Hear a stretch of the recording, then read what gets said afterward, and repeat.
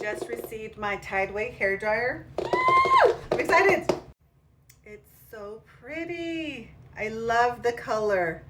It's supposed to dry your hair in under 5 minutes when normally other dryers take about 10 to 20 minutes. It comes with a magnetic nozzle. What I like about the Tideway is it's actually light, small, and convenient for traveling. It has 2 different settings, high and low. It has 4 different cycles, which red is hot.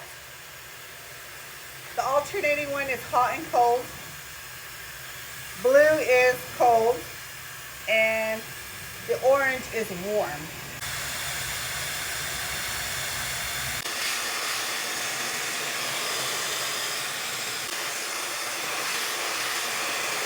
I love how light this feels.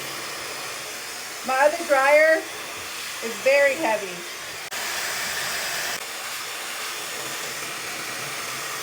This dryer really is lightweight. By now, my arms would have been tired.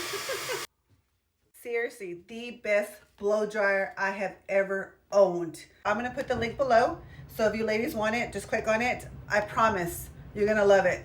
I am sold.